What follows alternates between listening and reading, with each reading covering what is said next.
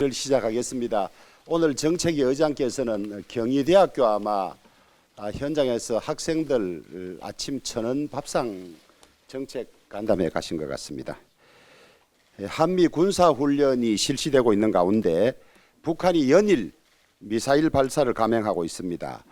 제7차 핵실험이 감행될지 모른다는 관측도 있습니다. 이런 가운데 미국의 핵심 전략 무기인 항공모함 니미츠함을 포함한 미국 제11 항모 강습단이 오늘 부산 작전기지에 입항을 합니다. 이번 핵 추진 니미츠함의 방한은 미국 확장 억제의 실행력을 높이는 차원에서 이루어진 것이라고 합니다. 나아가 윤석열 대통령의 미국 국빈 방문을 앞두고 북한의 핵 미사일 도발에 맞서 전술핵 재배치에 이어 나토식 핵공유 방안도 논의되고 있다고 합니다. 나토식 핵공유 방안은 북한의 핵 보유를 인정하는 셈이기 때문에 아직 가능성은 높지 않지만은 북한이 제7차 핵실험을 감행할 경우 이 방안도 하나의 강력한 선택지로 고려되어야 할 것입니다. 북한의 미사일 기술이 나날이 진보하고 하루가 멀다 하고 미사일을 발사하고 있는 상황에서 북한이 핵실험까지 감행한다면 더 이상 말로만 대응하는 데 그칠 수는 없습니다. 핵은 핵으로만 억제할 수 있기 때문입니다. 그렇지 않아도 북한의 핵미사일 위협에 대응해 우리도 핵을 보유해야 한다는 여론이 그 어느 때보다도 높아지고 있습니다.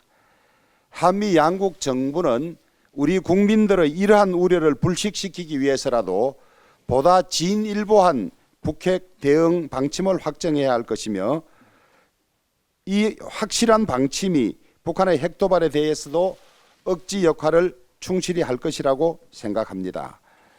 이번 대통령의 미국 국빈 방문과 관련해서 확장된 확실한 억지력을 확보할 수 있도록 최선의 노력을 다해 주시기를 바랍니다. 지난 26일 4.19 혁명의 주역들이 국립서울현충원에 있는 이승만 초대 대통령의 묘소를 참배했습니다. 이분들은 이 자리에서 분열이 아닌 통합과 화해가 필요하다고 말씀하셨습니다. 정말 뜻깊은 자리라고 생각하며 이제 이승만 초대 대통령에 대한 합당한 재평가가 이루어져야 할 시점이라고 생각합니다. 이승만 초대 대통령에 대한 재평가는 그분의 공과 과를 균형 있게 평가하는 것에서 출발해야 합니다. 집권 후반기의 커다란 잘못에도 불구하고 이승만 대통령은 자유민주주의와 시장경제의 기틀을 놓았고 6.25 전쟁을 승리로 이끌었으며 한미 상호 방위 조약을 이끌어냈습니다.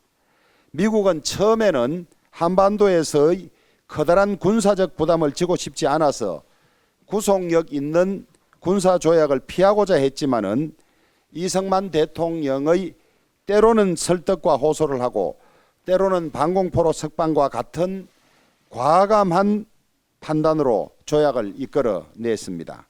한미 상호 방위조약이 체결되었을 때 이승만 대통령은 대국민 성명에서 우리는 앞으로 여러 세대에 걸쳐서 혜택을 받게 될 것이다. 이 조약이 있기 때문에 우리는 앞으로 번영을 누릴 것이며 우리의 안보를 확보해 줄 것이라고 말씀하셨습니다. 조약 체결 70년이 지난 오늘 이 말씀은 그대로 어김없는 사실이 되었습니다. 이 조약이 없었다면 우리는 늘 제2의 6.25 전쟁의 위협을 받으면서 살았을 것이고 한강의 기적이라는 경제 성장도 이루기 어려웠을 것입니다. 국가 생존의 확고한 기틀을 만들어낸 이 업적 하나만으로도 이승만 초대 대통령의 공은 과보다도 훨씬 크다고 하겠습니다. 이제 이승만 초대 대통령에 대한 건국 대통령에 대한 합당한 재평가를 통해서 국민 통합과 화해의 큰 길을 열어가야 할 것입니다. 문재인 정권 출범 직후인 2018년부터 한국전력공사는 적자로 떨어졌습니다. 무리한 탈원전 정책의 여파입니다. 여러 차례 전기요금 인상 요인이 있었지만은 문재인 정권은 탈원전에 대한 비판을 회피하기 위해서 정권 내내 요금 인상을 무리하게 억제했습니다. 그 모든 부담은 다음 정부가 고스란히 떠안게 됐습니다. 그런데 어제 이재명 민주당 대표는 2분기 가스 전기요금 인상을 전면 재검토할 것을 주장했습니다. 너무 무책임한 주장일 뿐만 아니라 불과 몇 달 전 자신의 당이 한 말을 뒤집는 발언입니다. 지난해 12월 한전체 발행 한도를 늘리는 한국전력공사법이 민주당 의원들의 반대로 한 차례 부결될 당시에 민주당 의원들은 근본적인 대책은 전기요금 인상이라고 강조하며 정부의 전기요금 인상 스케줄과 로드맵을 제출할 것을 요구했습니다. 또 한전법 개정안에 정부는 조속한 시일 내에 전기요금 정상화 등 한전의 경영 정상화 방안을 마련하여야 한다는 부대 의견을 달기까지 했습니다. 이렇게 전기요금 인상 요인을 만들어 놓고 또 전기요금 인상으로 해결해야 된다고 하던 당이 그 당대표가 이제 나서서 전기요금 인상을 하지 말라고 하니 불과 몇 달 전의 일을 깜빡한 것은 아닌지 보좌진들이 이런 것을 놓친 것인지 모르겠습니다. 지금 정부는 급격한 전기가스 요금 인상 요인에도 불구하고 국제 원자재 가격 동향과 국내 에너지 공기업 재무 상황 등을 종합적으로 검토하면서 인상 억제와 서민 부담 최소화에 모든 노력을 경주하고 있습니다. 그런데도 국회의 제1야당이 전기요금 인상의 근본 원인을 제공한 데 대해서 사과하고 해결책 마련에 협조하기는커녕 서민들의 고통마저도 무책임한 포퓰리즘 선동 정책의 소재로 삼고 정부를 공격하고 정부의 부담을 떠넘기는 데 노력하고 있습니다. 민주당이 최소한의 양심이라도 있다면 탈원전 추진과 전기요금 인상 뒷정권 전가에 대한 사과부터 해야 할 것입니다. 헌법재판소의 검수완박 판결 관련해서 말씀드리겠습니다. 현재의 정치재판이 우리 사회를 혼란에 빠뜨리고 있습니다. 헌법재판소가 다수당의 하수인으로 전락하여 정치재판소의 힘을 자인했습니다. 과정은 잘못됐지만 결과는 유효하다라는 현재의 결정은 도둑질은 했어도 그 작물은 돌려줄 의무가 없다는 판결과 다름없습니다. 절차가 이바다 하다면 당연히 그 결과도 무효화하는 것이 상식입니다. 우리 지금 이 순간에도 수많은 국민들은 법을 준수하면서 살아가고 있습니다. 그 이유는 사소하게 느껴질 수 있는 법 절차 하나하나가 모여 공동체 질서를 유지한다는 법치주의에 대한 존중 때문일 것입니다. 하물며 법을 만들고 지켜야 하는 민의 전당에서 일어난 반헌법적인 폭거에 대해 헌재가 이러한 모순된 결정을 내리는 것은 법치주의에 대한 묵과할 수 없는 도전이자 파괴 행위라 불러도 손색이 없을 것입니다. 더욱 가관인 것은 마치 헌법재판소의 판결이 자신들에게 완벽한 면죄부라도 준 것처럼 착각하며 반성은커녕 도리어 탄핵 운운하며 폭주하는 민주당의 행태입니다. 온갖 편법과 꼼수를 동원해 법과 원칙을 훼손한 민주당이 대체 무슨 자격으로 법무부 장관 탄핵을 운운합니까? 탄핵 요건에 해당하지 않는다는 것을 잘 알면서도 내뱉는 민주당의 뻔뻔한 주장에 오죽하면 당내에서도 정치적인 주장이라는 비판이 나오겠습니까? 이도 모자라 민주당에서는 기다렸다는 듯이 법 통과를 위해 민주당을 위장탈당한 민영배 의원의 복당을 외치고 있습니다. 민영배 의원은 선량한 이웃을 가장하여 남의 집에 주거 침입한 범법자와 마찬가지 행태를 저지른 파렴치한 정치인입니다. 민주당은 각성하십시오. 또다시 국민들을 무시하고 이러한 다수당의 횡포를 일삼다면 그 책임을 오롯이 민주당이 져야 할 것입니다. 포털과 관련해서 한 말씀 드리겠습니다. 독점적 지위를 이용해 시장을 좌지우지하고 소비자들을 기만하면서도 그에 해당하는 법적, 사회적 책임은 여리저리 빠져나가고 있는 네이버 등 거대 기업들의 도덕적 해이에 대해서 말씀드리겠습니다. 최근 네이버 쇼핑몰 가짜 후기가 소비자들의 공분을 사고 있는 가운데 네이버만 처벌 대상에서 쏙 빠져서 문제가 되고 있습니다. 가짜 후기 문제에 대해 네이버는 모든 책임을 유통업체에 전가하고 내 탓 아니오라는 태도로 일관하고 있습니다. 네이버 뉴스의 경우도 비슷한 문제가 있습니다. 네이버 뉴스라는 플랫폼을 통해 가짜 뉴스, 편파 보도가 전 국민에게 전파되는 경우가 비일비재한데 정작 네이버는 아무런 책임을 지지 않고 있습니다. 네이버는 과거 드루킹 사건 때도 책임을 피해갔습니다.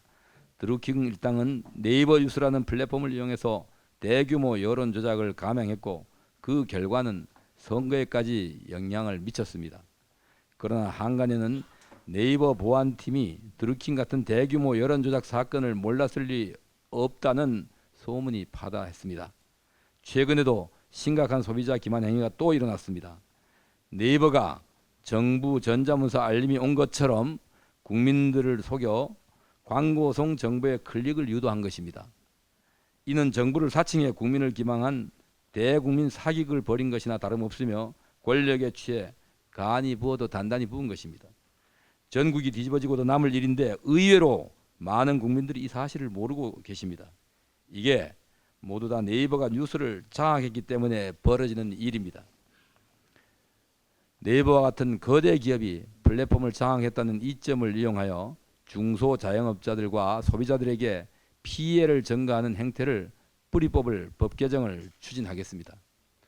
법 개정 이전이라도 관계 부처에서는 중소자영업자들과 소비자들이 피해보지 않도록 철저한 대책을 강구하기를 촉구합니다. 아울러 독과점 기업을 넘어서 이제 대한민국을 사실상 좌지우지하는 빅브라더 행태를 보이는 네이버의 오만한 작태를 좌시하지 않을 것입니다. 하나 더 붙이겠습니다.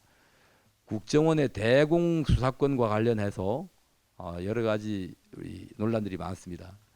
최근 간첩단 사건을 보면은 이 국정원이 간첩 사건을 발견하고도 체포하거나 조치하지 않았습니다. 지난 정부 문재인 정부는 국정원의 대공수사권을 경찰로 이관한다고 이렇게 국민들을 속였습니다. 국정원 대공수사권은 경찰로 이관되지 않습니다. 그냥 없어질 뿐입니다.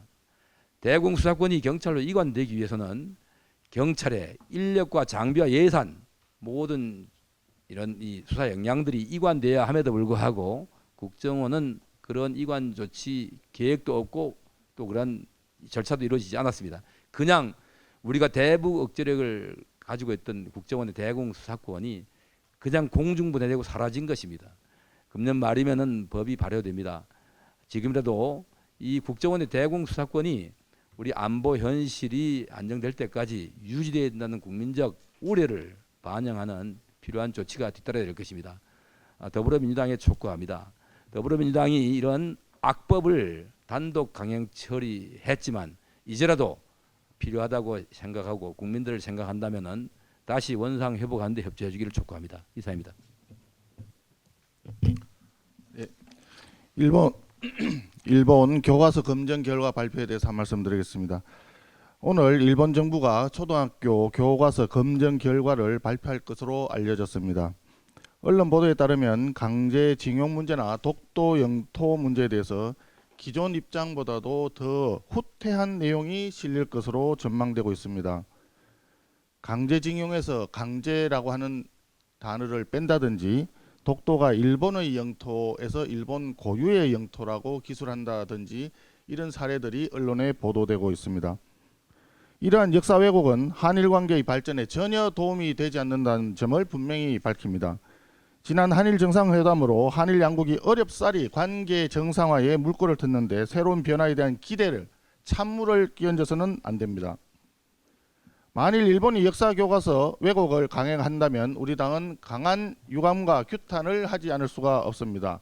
정부 역시 강력한 항의의 뜻을 일본 정부에 전해야 할 것입니다.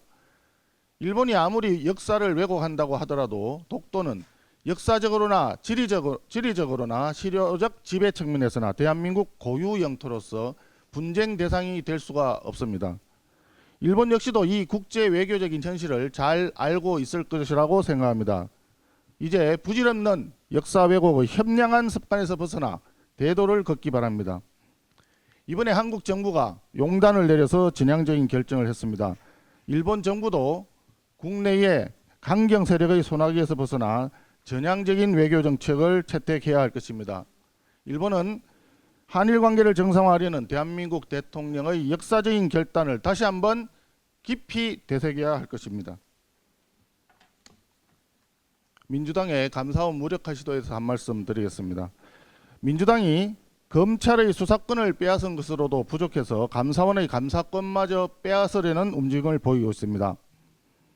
어제 국회에서는 문재인 정부 고위 관료 출신 인사들이 모여서 감사원의 국가통계감사를 정치감사라고 규정하면서 감사원의 손발을 묶는 감사원법 개정을 주장하고 나섰습니다. 감사원 감사는 아직 끝나지도 않았고 결과가 나오지도 않았는데 일부 의원들은 정권을 갖고 있다고 칼을 막 휘두르다 보면 본인들이 분명히 다칠 텐데 라는 식의 도둑이 제발 저린 발언을 서슴지 않고 있습니다. 지금까지 나온 감사 결과만으로도 문재인 정권이 체계적으로 국가 통계를 조작했다는 정황이 너무도 분명합니다. 감사원이 감사를 연장한 것은 국가 통계 조작이 국기문란 행위에 해당하는 심각한 범죄이기 때문에 이번 기회에 조작의 진상을 남김없이 남기려는 뜻입니다. 이것을 정치 감사라고 규정하면서 감사원의 재가를 물리려는 것은 제2의 국기문란 행위임을 분명히 말씀드립니다. 민주당이 국회에서 다수 의석을 가지고 있다고 해서 모든 것을 다 할 수 있는 것은 아닙니다. 주권자인 국민이 민주당의 통계 범죄 은폐 시도를 그냥 두고 보지는 않을 것입니다. 지금 민주당이 해야 할 일은 지금이라도 늦었지만 국가 통계 조작에 대해서 국민께 용서하고 사죄를 구하는 길일 것입니다. 이상입니다.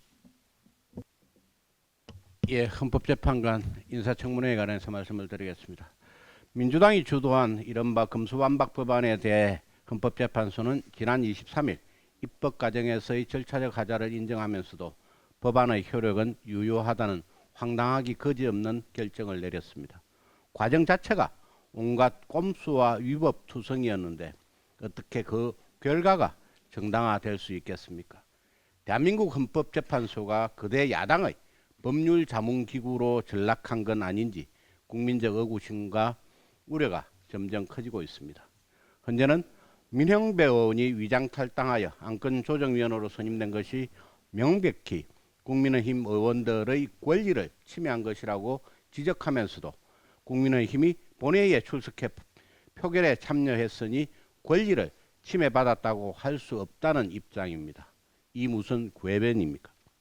여기서 주목할 점은 헌재 결정 과정에서 재판관들의 입장이 정치 성향과 출신 배경에 따라 극명하게 갈렸다는 사실입니다.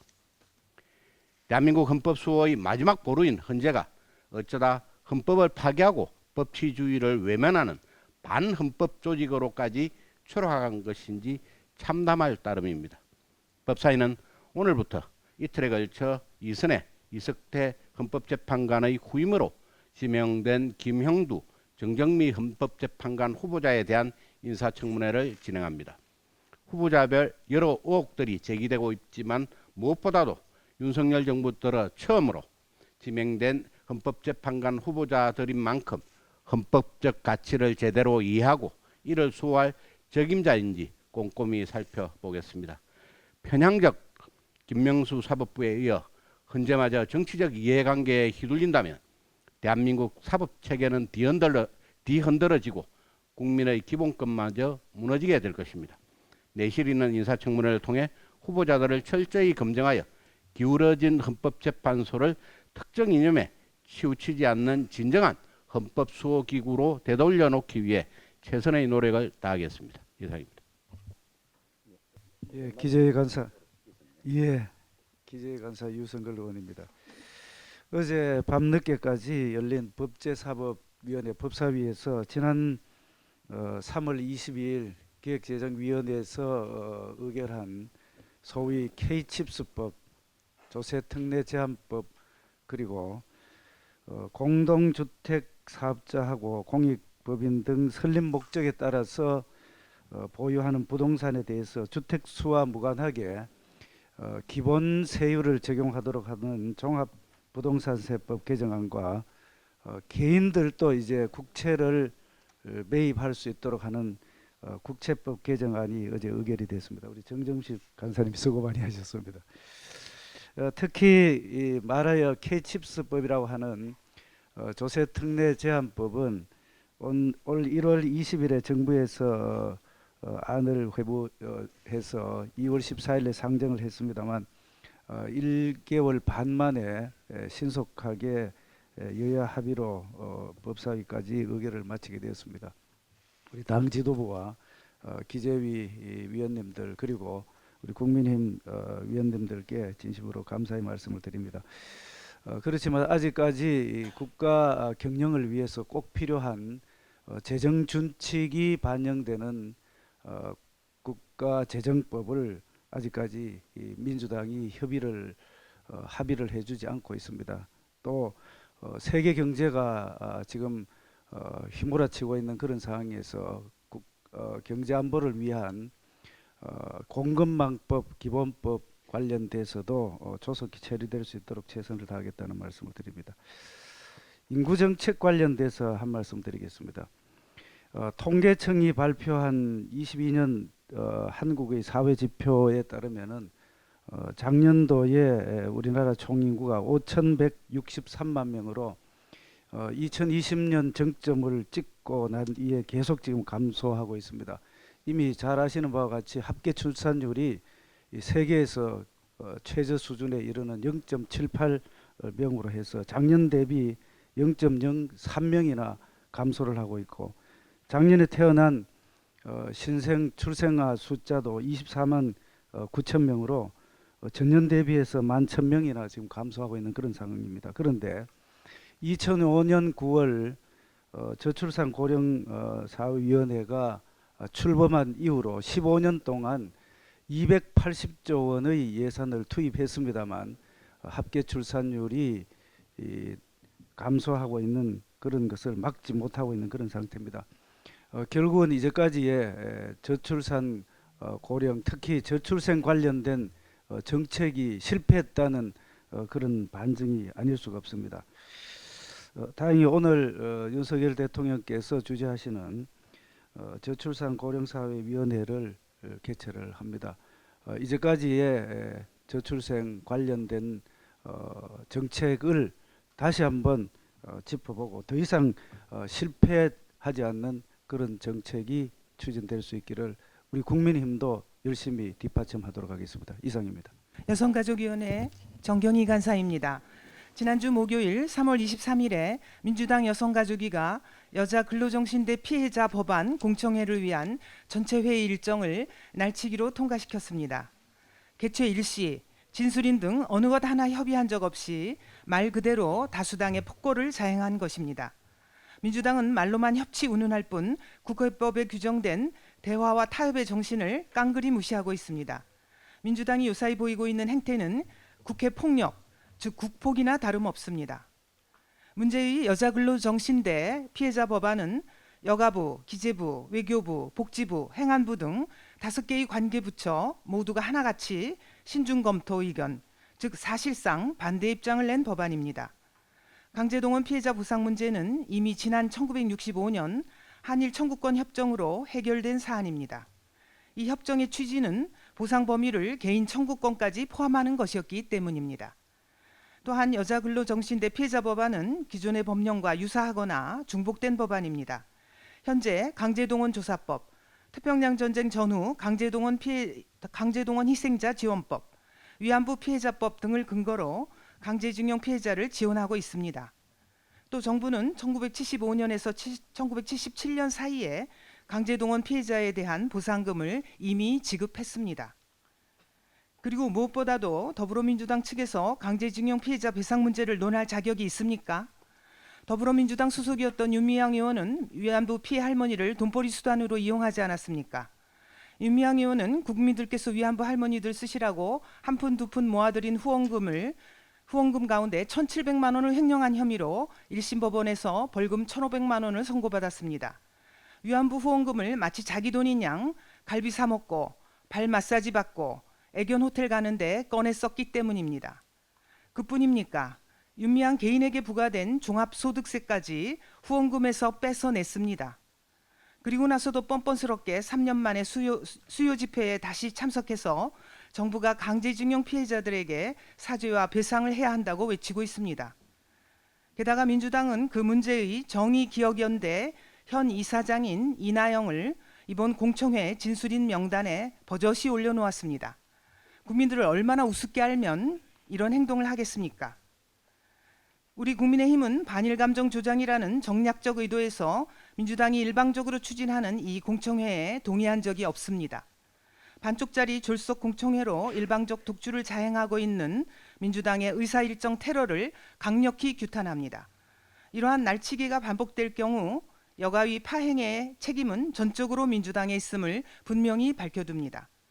민주당은 더 이상 일제강제동원 피해자를 정략의 희생자로 삼지 말고 이제라도 국회 폭력에 대해 국민들께 사죄하기 바랍니다. 이상입니다.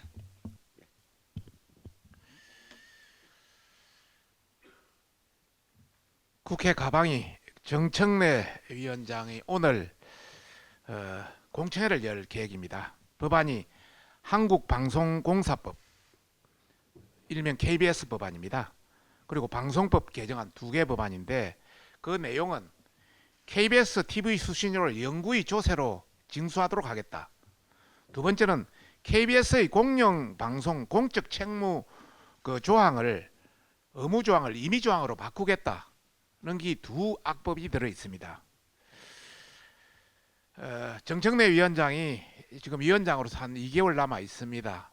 2개월 안에 이 모든 것을 처리하려고 날치기를 시도하고 있는데 저희들이 끝까지 막을 예정입니다.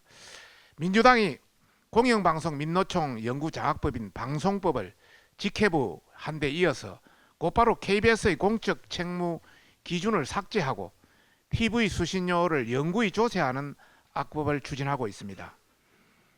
작년에 조승래 의원 대표 발의를 한국방송공사법안, 일명 KBS 법안과 장경태 의원의 발의인 방송법 일부 개정 법안입니다. 오늘 공청회를 열어서 논의할 계획입니다만은 공청회를 열려면 저희 여당과 협의를 해야 되는데 일정이라든지 내용이라든지 참고인 진술이라든지 진술인이라든지 이런 전혀 협의가 되지를 않았습니다. 그래서 독단적으로 진행하고 있고 기존 이사회 21인 공영방송 연구장악 방송법과 같이 날치기로 처리할 것이 불을 보듯 뻔한 상황입니다. 문제는 조승래 의원이 발의한 KBS 재정법은 본회의에서 통과되지 않는 방송법 이사회 21인 구성을 그대로 따르고 있어가지고 법 문헌상이나 체계 작구가 충돌하는 문제도 있고 그럼에도 민주당은 막무가내식으로 밀어붙이기를 시도하고 있는 중입니다. 또한 장경태 의원의 방송법 개정안은 KBS가 자의적으로 수신료 인상을 지락펴락할 수 있도록 조항을 끼워 넣었고 기존 공적 책무와 관련해서 공사는 각 호의 업무를 행한다는 그런 의무 조항을 일부 삭제해서 수행할 수 있다는 임의 조항으로 규정을 바꾸고 있는 것입니다. 대한민국 공영 방송사로서 국민들이 납부한 수신료를 기반으로 운영되는 KBS가 자신의 업무를 반드시 해야 하는 필수 업무와 할 수도 있는 임의 업무로 구분하여 변경을 하려고 시도하고 있는 것입니다. 이는 KBS의 존재 이유인 공적 책무를 짓밟는 것이며 끝도 없이 편파 왜곡 보도를 저지른 KBS의 면죄부를 주려는 것이나 다름이 없습니다. 더 심각한 것은 수신료를 납부하지 않아도 되는 수상기를 보유하지 아니하는 자가 수상기 미보유 사항을 역으로 신고하게끔 하고 있습니다. 다시 한번 말씀드리면 수신료를 납부하지 않아도 되는 수상기 미보유자는 역으로 신고하도록 그렇게 규정하고 있습니다. 현행 등록제를 신고제로 전환하는 것인데 국민들을 신고제로 번거롭게 만들어서 수신료 거부 운동을 막겠다는 것입니다. 이는 국민 모두가 수상기를 보유 있다고 간주하여 수신료를 강제로 부과하려는 것으로서 국민에게 과도한 신고의 부담을 지우는 것입니다. 이런 악법은 국민의 공분을 살 것이며 KBS를 전혀 보지도 않고 수상기도 없는 국민들에게 강제로 수신료를 갈취하려는 조세 악법이나 다름이 없습니다. 방통위 또한 이례적으로 미소지 신고제 하에서 수상기 소지 여부와 관계없이 수신료가 부담될 가능성이 커서 수상기를 소지한 특정 집단에 대하여 부과되는 특별부담금이라는 수신료 법적 성격에 위배될 소지가 있다고 반대 의견을 냈습니다. 다시 한번 말씀드리면 방통위도 이례적으로 반대 의견을 냈습니다. 그럼에도 민주당은 KBS가 수신료 등으로 이루어진 자산을 자신들의 임의대로 사업할 수 있도록 변경시켜주는 등 공영방송이 아니라 노영방송 체제를 더 견고히 하는 국민을 내팽개친 악법안을 통과시키려 하고 있습니다. 수신료를 국민들에게 징수하고 이를 재원으로 하는 KBS가 수신료 조정 금액을 스스로 산정하는 것은 분명 바람직하지 않습니다. 민주당은 고양이한테 생선을 맡기자는 것입니다. 현재 분리징수 수신료 폐지 여론이 압도적으로 높은 상황에서 민주당이 추진하려는 수신료 조세 갈취법은 동의할 국민은 한 명도 없을 것입니다. 민주당과 민노총이 장악한 KBS가 공영방송의 공적 책무를 스스로 짓밟고 국민 동의 없이 수신료로 사업하고 수신료 거부 운동을 막으려는 조세 갈취 정책을 하겠다는 발상부터가 국민은 안중에도 없는 것입니다. KBS를 노영방송으로 획책하려는 야심만 가득 찬 민주당은 수신료 갈취 조세법을 당장 철회하고 민주당 이중대인 민노총 언론노조는 민심의 무서움을 알고 지금 당장 공영방송 장악 시도를 중단할 것을 강력히 경고하는 바입니다. 이상입니다. 위원회 간사 한무경입니다. 좀 전에 우리 원내대표님께서도 이재명 민주당 대표의 정부의 전기 및 가스 요금 인상 계획을 전면 재검토하라는 말씀이 계셨는데요. 거기에 대해서 다시 한번 한 말씀 드리도록 하겠습니다. 어제 이재명 민주당 대표가 정부의 전기 및 가스 요금 인상 계획을 전면 재검토하라고 촉구하였습니다. 이는 한 입으로 두말하는 것을 넘어서서 앞에서는 민생 안정을 외치지만 뒤에서는 민생 파탄을 부추기는 후안무치한 발언이 아닐 수 없습니다. 민주당은 불과 3개월 전 여야 합의로 상임위를 통과한 한전법을 본회의에서 부결시킨 바 있습니다. 당시 민주당은 눈덩이처럼 불어난 한전 및 가스공사의 적자를 해결하기 위해선 요금 인상이 불가피하다고 역설했습니다. 이에 민주당의 요구로 한전법 및 가스공사법에 2027년까지 경영 정상화를 못 받고 구체적인 요금 인상 계획을 제출하라고 압박했습니다. 당장이라도 요금을 인상하지 않으면 큰일 날 것처럼 호들갑을 떨었던 것이 바로 민주당입니다. 당시 한전법을 부결 위해 토론에 나섰던 양이원영 의원은 요금 인상을 제때 하지 않으면 훗날 세금으로 메꿀 수밖에 없고 이는 우리 아이들에게 빚으로 떠넘기는 것이라고 역설한 바 있습니다. 양이원영의 의원 말대로라면 요금 인상 철회를 촉구한 이재명 대표는 우리 아이들에게 빚으로 떠넘기자고 제안한 것입니다. 수박 색출의 혈안인 민주당의 극렬 지지자들은 멀리서 찾을 게 아니라 바로 여러분들의 앞에 있습니다. 겉과 속이 다른 수박은 다름 아닌 이재명 대표 본인이 아닐까요? 예, 이상입니다.